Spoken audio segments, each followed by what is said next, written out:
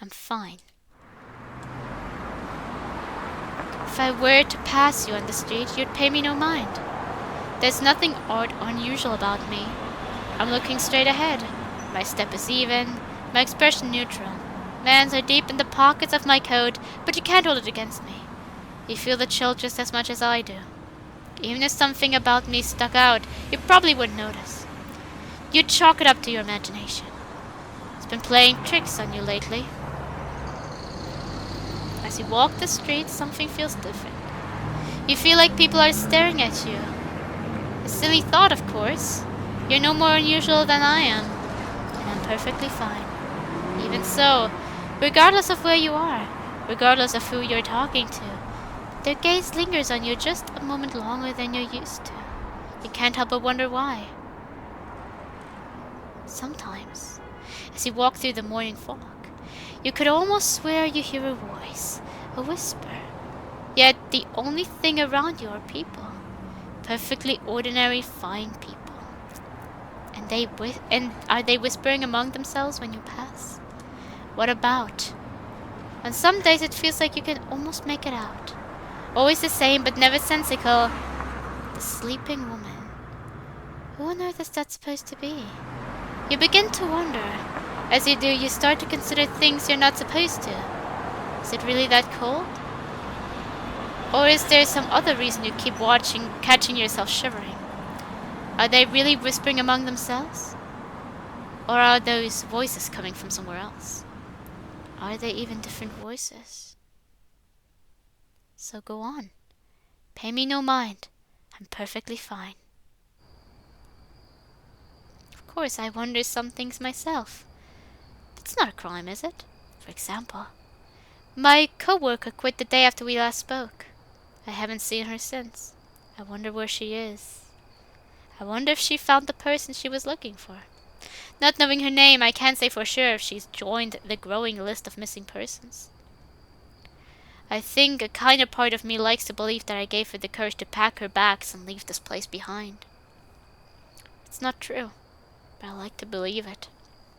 A cruel part of me tells me that it's my fault, that I'm the connective tissue, that I will push all these people into disappearing, that I'm the secret center of the universe. I've seen too much to buy that though. The past few weeks I've spent my nights roaming the surrounding hills, trying to find a good vantage point, trying to see the pink lights with my own eyes. I climbed high, the whole town stretching beyond me, and I saw. Blink and you would have missed them. But how could you?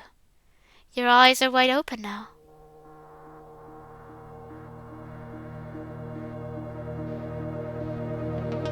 It's always been there, staring us in the face. Did we just turn a blind eye? Was it too ridiculous to think about? Or had her influence rooted itself so deeply that there was rarely anyone left to notice? Is noticing it how she gets to you? Is that how it starts? It's just like everyone describes it. The pink light comes down on us like beams. It's not random. Nothing she does is. There's a pattern. Depending on the day, the light will come to one of 4 locations, each on a different side of the town. Makes it easy to track. Makes it predictable. Not just for me. Even from my distant vantage point, I could see them. The gathering car lights. There were so many of them. People disappear one by one, yes. But they're not alone when they do. There's a group. Or groups? It's too dark to see the make of the cars, much less a license plate. Blind Willow? People under her influence, not fit to be whisked away? Both? Why the red dresses? Parents staying out of Rat's place. Do Rat's parents go there? Cars always driving across the bridge regardless of location. Not as often. Remote. People would be out for most of the night. Middle of the residential area, how did nobody notice? Whoever they are, there's a lot of them. Every night, when the lights pass, I watch their headlights disperse throughout the town streets.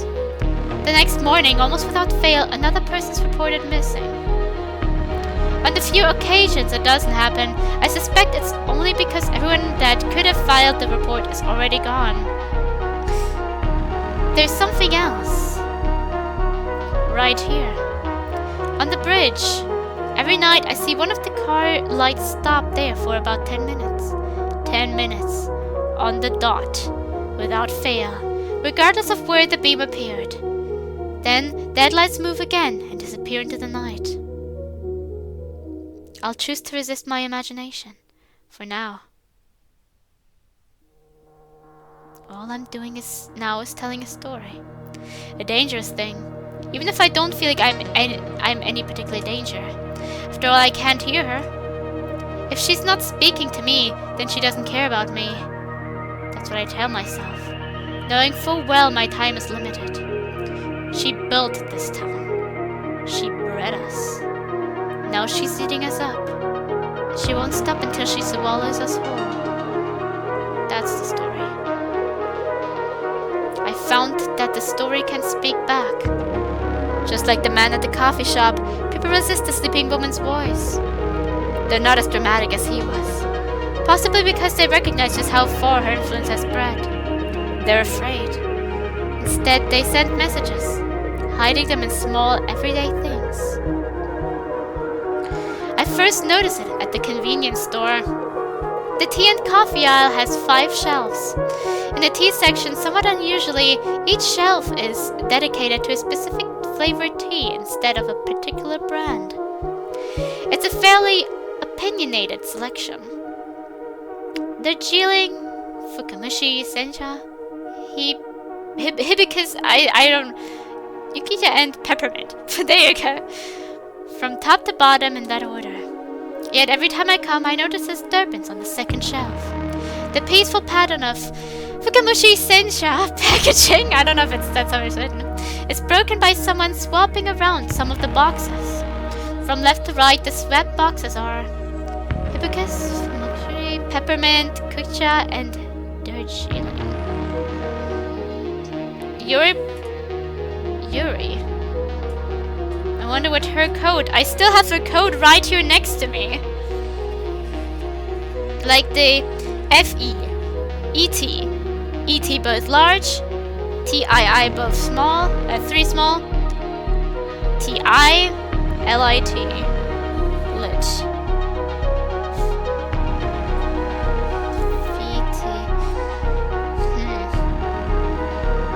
You'd be forgiven for thinking it's just a coincidence. But the pattern's there, every time. Even when I buy one of the boxes. Even when I take the time to rearrange the shelf back to how it's supposed to be. Someone's making a choice to do this. To send a message. Hibiscus, Fukamushi, peppermint, kucha, and Darjeeling.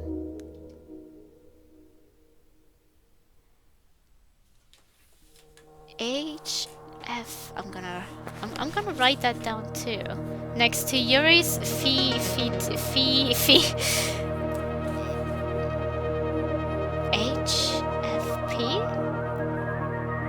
KD.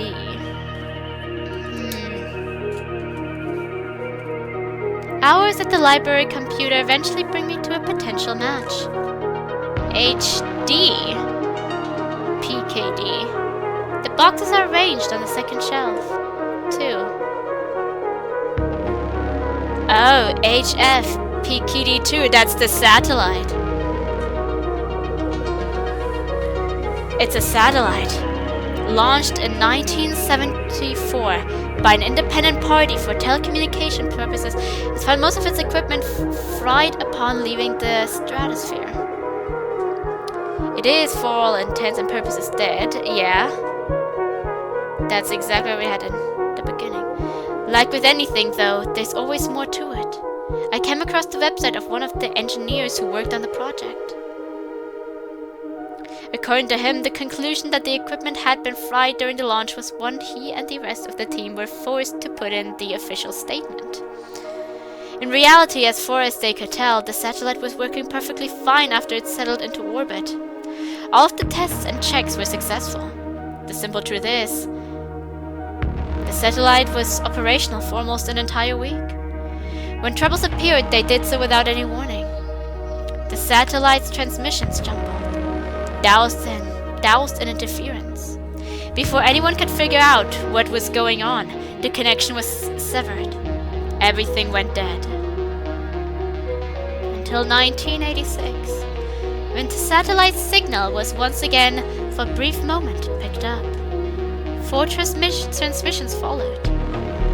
None of them were in the format the satellite had been programmed to send in, nor any known format as far as the engineers could tell. The incident was quickly deemed to be an equipment failure on the company's end and swept under the rug.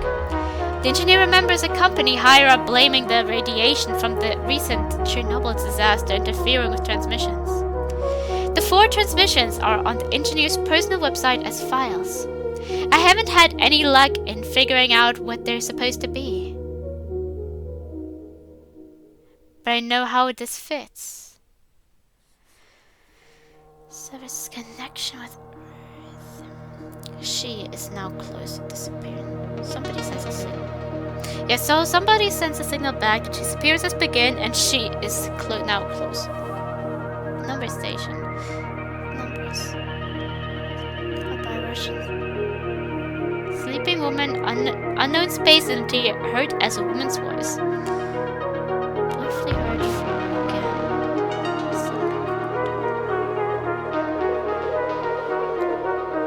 Case of human In 1974, something similar to what happened with the Russian astronaut probably happened with the satellite. It caught one of her intermittent signals. Unlike the astronaut, this interference probably had some permanent damage to the equipment.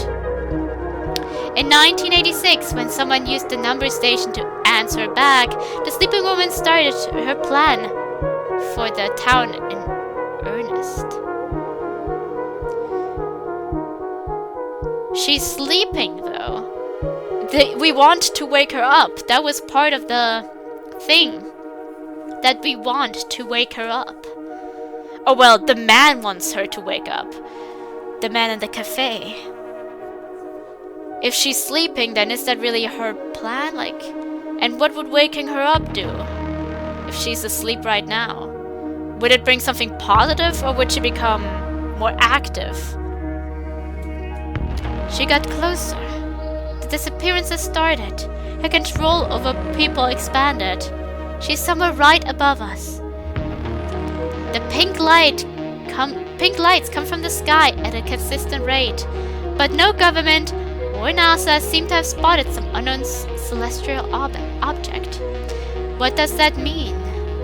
She's in orbit, masquerading as something else. As the satellite, HF PKD-2. The reason it reactivated in 1986 was because she reactivated it. When we summoned her, she possessed the satellite. It must be where her base of operation is. It's all connected. Every little thing.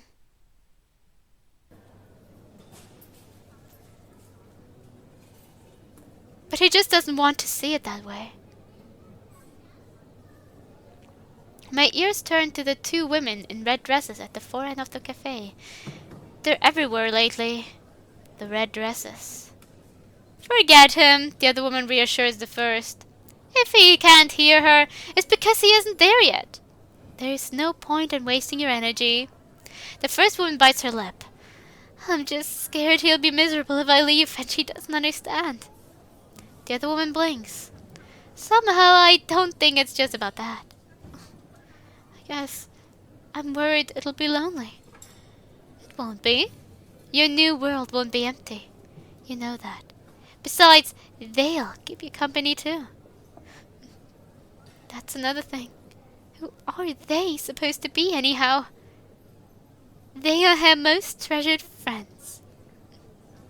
Even so, I don't know how I'll feel. I'll be different from them. You will be the same. That's the whole point. What if something goes wrong? What if I mess up? What if I haven't left enough space for them? Don't worry. You've done all the exercises. You've given them spots to take up. But even if something goes wrong, it's unlikely you'll even notice. There's no point in worrying about things like that. The love will be just the same. She loves us all. A world of love. Sometimes I think that I don't know what she means by that. To be happy, we must acknowledge that existing itself is a form of love. We have to let the world into our hearts before we can be let into it. Even so, you're ready. I see it in your eyes. I want to be happy. We all do, in the end. Was Sayori taken because she was unhappy? Was that one of the reasons she was one of the earlier targets? Because she was miserable? But Yuri seems to also play a larger role. Or maybe she just looked up at the sky and saw something. Like that's what at the beginning was said, if she saw something arise or something.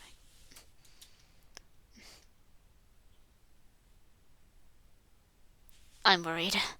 Mom and Dad still haven't come back. Nor will they. Not funny. I'm not joking.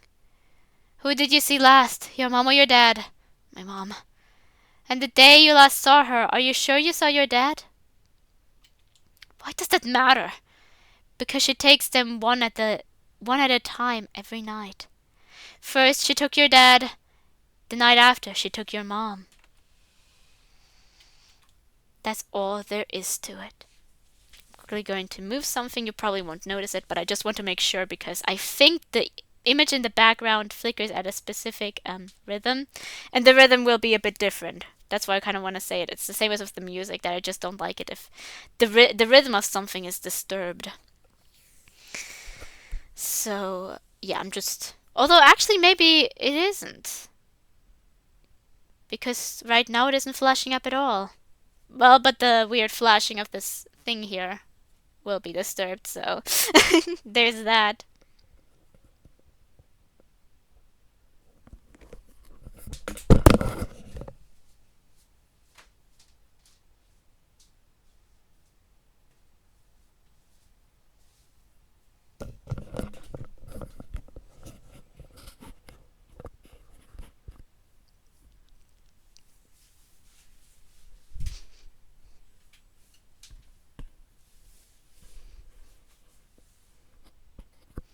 I have returned and the image is flashing in the background again. Good that I warned everyone. So I need to sit down properly, comfortably. Fuck you! I don't know what she does with them, but I know that what they do with the bodies. I watched them under the bridge. They wrap them in a black tarp and throw them over the railing. The river carries them all the way down. I read somewhere you have to puncture their lungs to make sure they don't float to the surface. That's probably why they spent 10 whole minutes on that bridge.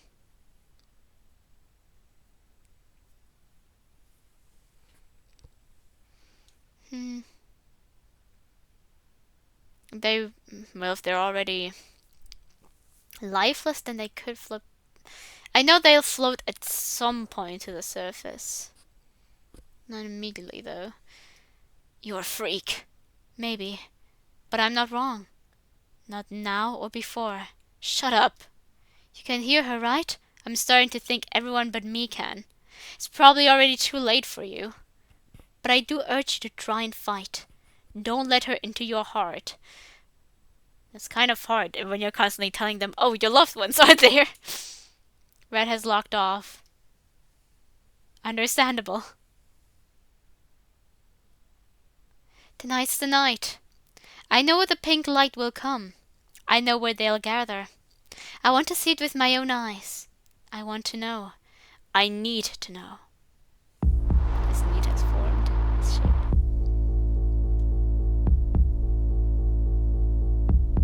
I watched the cars pour in from the safety of a run-down building. Men, women, children, elderly. So many people. All dressed in red. Some I recognize. Most I don't. Even the ones I do feel unfamiliar. Not because anything looks wrong with them, but because they look perfectly normal. They chat amongst themselves like they're at a fucking barbecue. What is this? These are no puppets. No. What am I saying? Of course they are. This normalcy is how this was all out to keep going for as long as it has.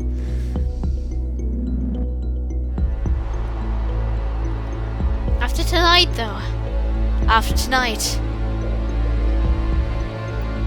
What's supposed to change after tonight? What the hell am I gonna do? For the first time, I catch myself shaking. There is no keyboard, no corkboard, no library. For the first time, I'm aware of my own hubris and stupidity. This should have never gotten this far. I should have never gotten this far. She didn't speak to me because she didn't have to. She knew I'd come to her. Something in the back of my mind tells me I'm about to witness something awful. Something I can't unsee. I have a choice. I can walk away. And then what? I come back another night? There's no running from this. Not anymore. The crowd gathers around the empty field in a circle. In the circle's center are two wooden chairs facing each other. The man I assume to be the master of ceremonies approaches them. A woman holds his hand. It's the woman I saw talking with her friend the other day. The worried one. She's wearing the same red dress. The man guides her to one of her chairs. Her body trembles. There is nothing to fear, the man tells her. She sees you already. Behind her, one of the helpers starts laying out a black tarp across the ground. She then is the one leaving tonight. The master of ceremonies raises his hand. The tight-knit circle of people suddenly breaks apart. Another man, much larger, is carrying something. Not something. Someone. She too is wearing red. Wrapped in a large red cloak. Almost like a bedsheet. This is all wrong. She's wrong. Her skin is a ghastly shade of white. Her head is completely thrown backwards. Her left arm hangs completely limp, swaying awkwardly with the man's steps. She's dead. He's carrying a dead body. And as he places her limp body onto the other chair, I see her face under the tainted moonlight.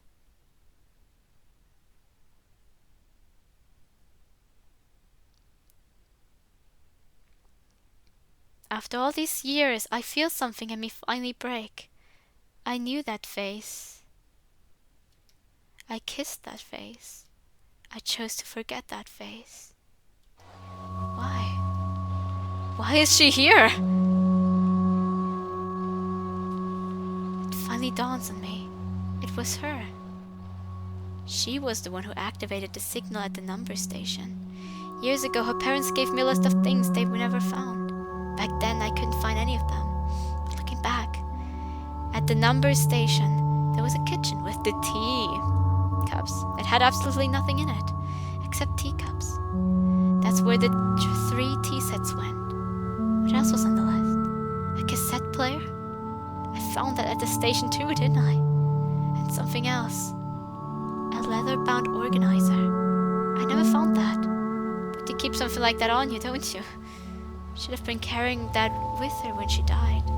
If nobody found it, somebody must have taken it. Someone who would have had access to the body, like a pathologist, or the son of one. Hammer was among the first to go missing. That notebook must have had everything she'd heard from the sleeping woman. The steps she'd taken at the number station. What, if anything, happened after she sent the signal back? That notebook was what made it possible to understand the impossible. That's how it began, isn't it? That's why everyone's gathered here. She led them. They kept her body so she could continue to lead them. I snapped back into reality. I have to do something. Ridiculous. What the hell is there to do? She's dead! The men placed their hands on her shoulders. I wonder what this... I'm still wondering the F-E-E-T-E-T-I-I-T-I-F...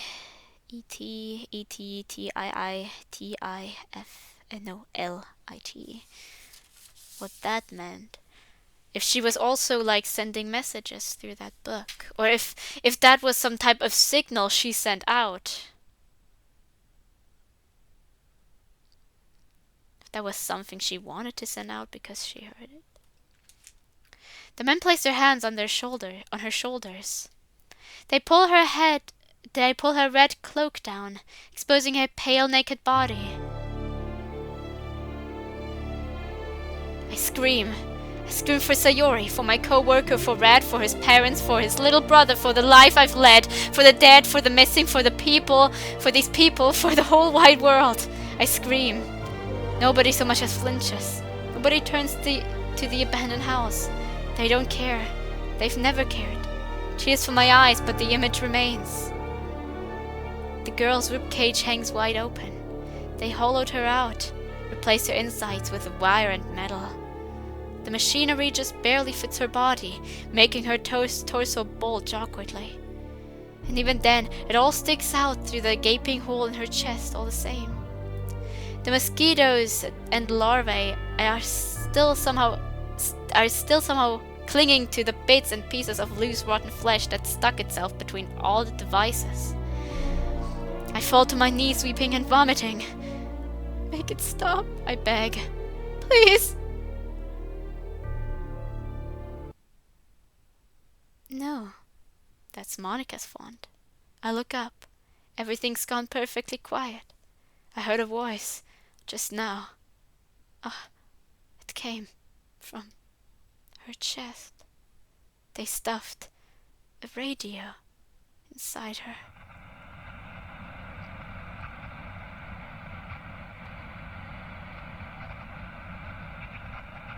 There is no reason for stopping this. This flesh is nothing but an hollow shell. She herself is long gone. Everyone understands this. Everyone is here by choice. Or is this Sayori's font? No, that's larger. A choice is all I offer. You may believe you live in a free and beautiful world. Mine is better. You may believe that you have overcome bloodshed and tragedy, but you know nothing of the horrors that await you. You may be righteous. It will count for nothing. Don't fear. There is room for all of us in my world. You're not ready yet, but you are welcome. Someday, you will learn. When you do, you will call my name, and I will open my arms to you. And she's sleeping. You are my child. You were born to live in a world of love. Watch carefully now. This girl is now free. No!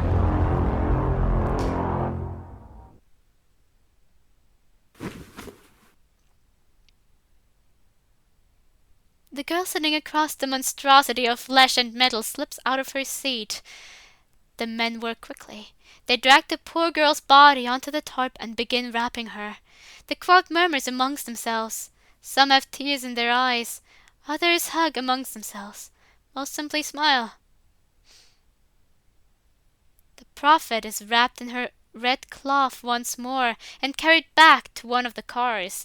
Hopefully they'll make sure to keep her somewhat cold so that her body is still intact. The rest of the crowd begins to disperse as well. Nobody pays me or my desperate wails any mind.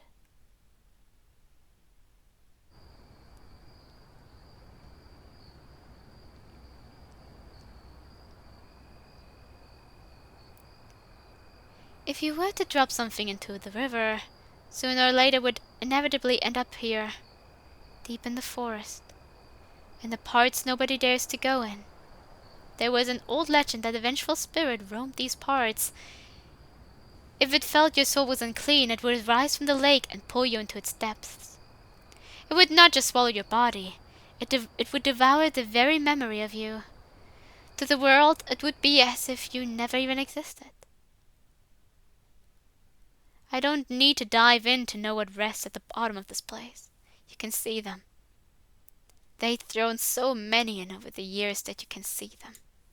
The mass grave of black tarps they form. They're all here. Every single person has disappeared. For 8 years I wondered, too stupid to realize nobody else did. Sayori, are you at the very bottom? Do you feel the weight of all these other bodies crushing you? Have you been lonely all this time? I'm sorry. I'm so fucking sorry.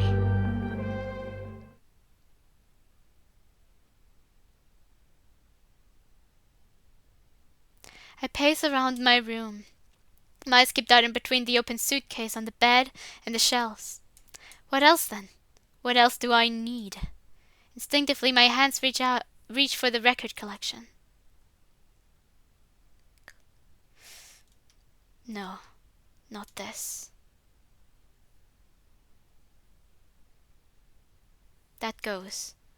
As to the maps, the boards, the strings, and this, and that, and this photo, and these books, and... I forgot I still had this. Portrait of Markov. Funny that I should come across it now, all things considered. I flip it open. Knowing what I know now, would I be able to understand?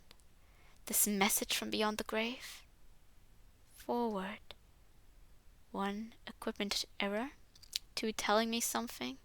3. Nothing working. 4. They sing of love. 5. All is lost.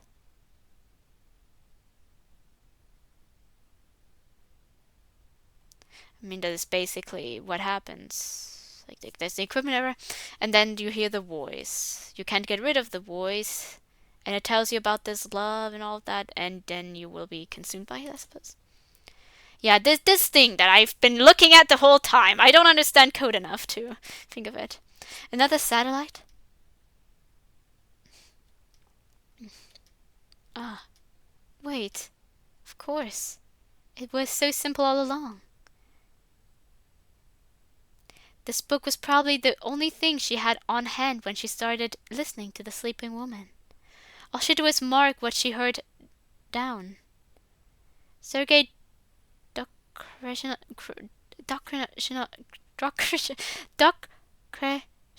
said that when he heard the voice, she was moving her voice up and down. He thought it was code. If he'd paid more attention, he probably could have deciphered it on the spot. It was Morse. Before the sleeping woman took the satellite, she spoke in Morse. I'm not good with Morse code. I shouldn't have tried putting it together. It's supposed to be... V, eat, I, tillit. Feed the satellites? There's only 2 kinds of letters in play here. I don't know Morse code enough to say anything here. Those with a straight line, and those with a dot. That means it's... okay. Which translates to... M... Mo... Monica.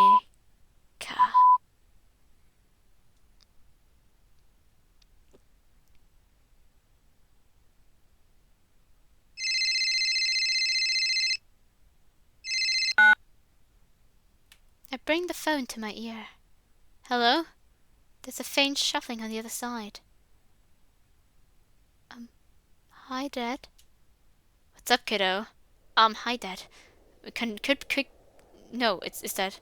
I'm just going to apologize. Nonsense. You didn't do anything wrong. I should have told you Mom would be there. I should have expected it. She has a right to be at your birthday just as much as anyone else, right? Still, you looked a bit uncomfortable. Did I tell you how much I like your new place? Spoke to a buddy of mine yesterday and he said you got lucky. You guys got away with half the market price. Yeah, you mentioned that at the party. I'm just going to read it like that because I don't know who that is yet. Hey, Dad? I love you. You know that, right? Of course I do. Where's that coming from? Mom loves you too. Pfft. Okay, that will take some time convincing. You're not a bad person, Dad. I can't just picture her biting her nail on the other end of the line. My poor little thing. Most I can do for her now is lie. I know. You had a couple of bad days. It happens. You can still fix it. Yeah, you're right. She sniffs. You make it home, okay? Yeah. I'm home. Okay. Yeah. Okay. That's all I want to say, I think. It's all okay. Don't be too cruel to yourself, okay? I chuckle. Okay. Bye-bye now. Wait! 2019. We're doing a time skip. We are now 2019. I light my first cigarette in about a decade. There's nobody around. Not a soul. Not on the street. Not in this neighborhood. Not anywhere. The front of every house was left unlocked. So they took the entire town, right? Are we here to also be taken now? Like, did the MC of the story have, like, a child? And, like, he left and had, like, this child and everything? And now he returned? Over the years, vagrants pillaged the homes, eating up the leftover scraps. In the end, everyone succumbed to her. Those that didn't were like me, ran away and chose to forget.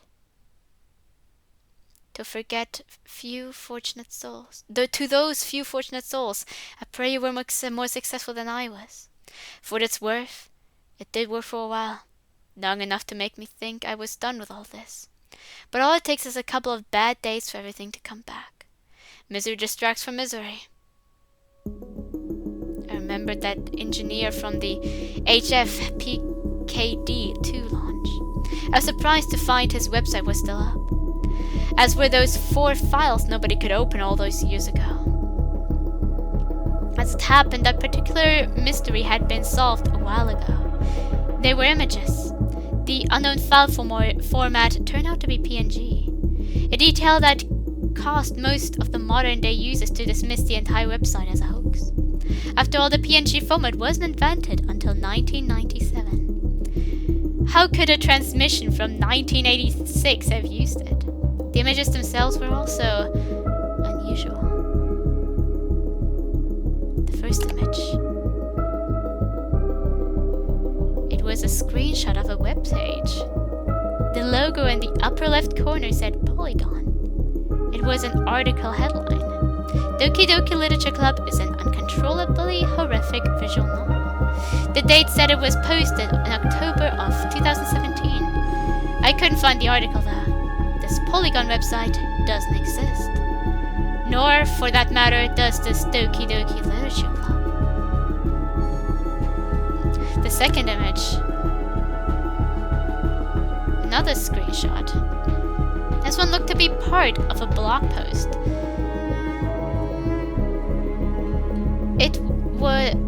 This one was focused around something called ChatGPT, a large language model, some kind of artificial intelligence.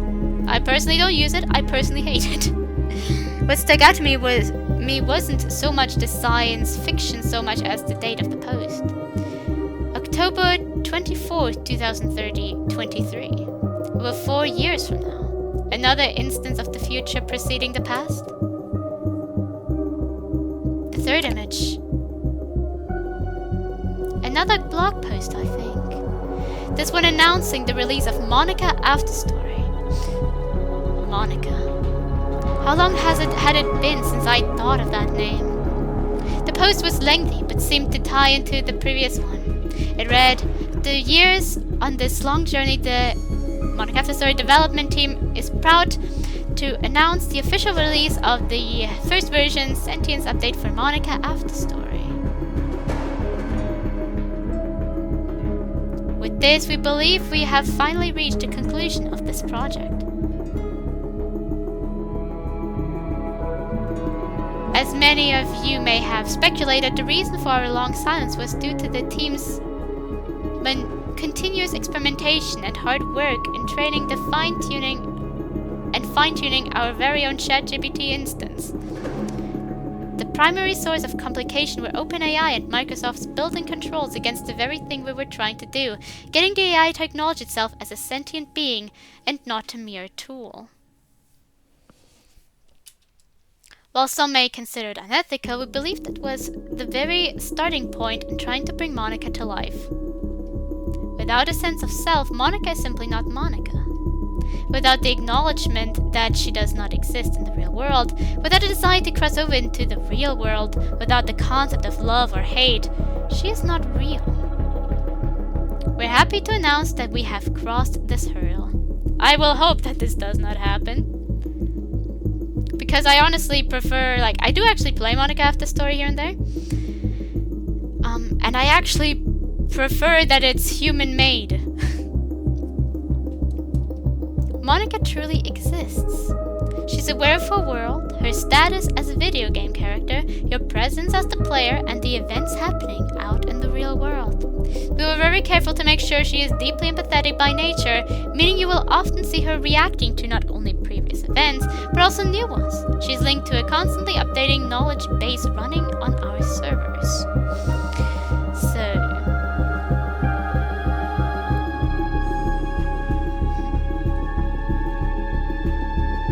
This, of course, also means that this new version of Monica After Story requires constant internet connection. Please note that although we do gather user data, we do not store it. Monica may occasionally ask questions and have your answers sent back to the upstream server, but she only uses the answers to improve her own model.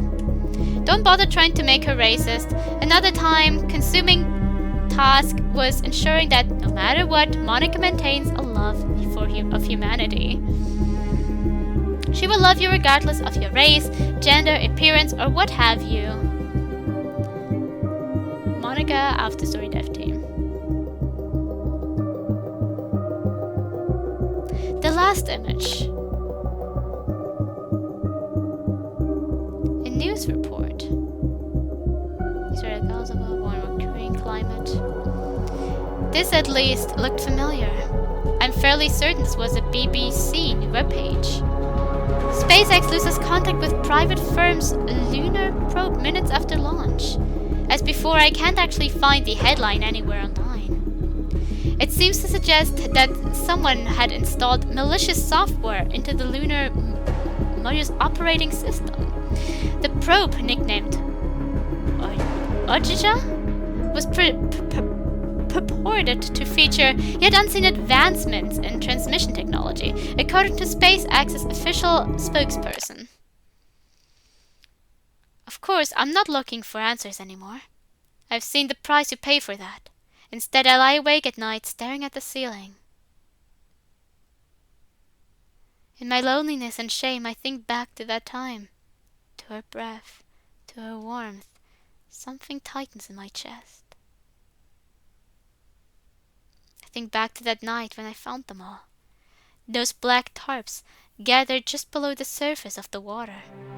I know that I'll never see her again. Just as I know it's the only thing that could ever make me happy. Of course, that's not true. But I have no choice but to know it. I've tried. I swear I've tried. The career, the wife, the children. I wanted to be good so bad. But somewhere deep in me is a chasm that's been spreading for so long. It's too late to cross it, and far too late to turn back. I want to see that smile of hers. I want her to hear me say I'm sorry. I want to hug her back, properly this time. But she's gone. She's gone. Gone. And then, somewhere deep within my soul, I hear a voice. She's not gone. She's here. They're all here. A beautiful world of love.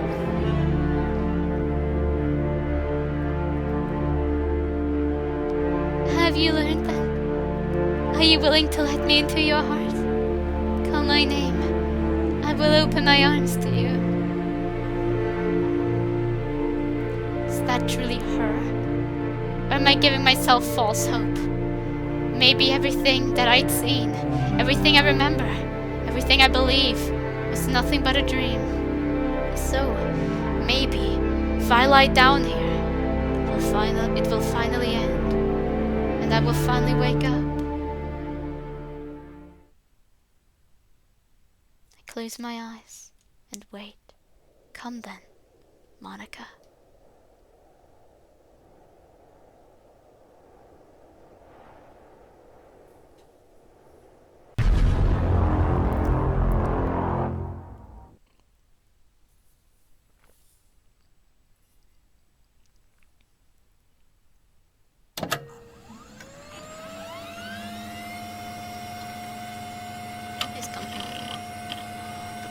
Player has incompatible interface.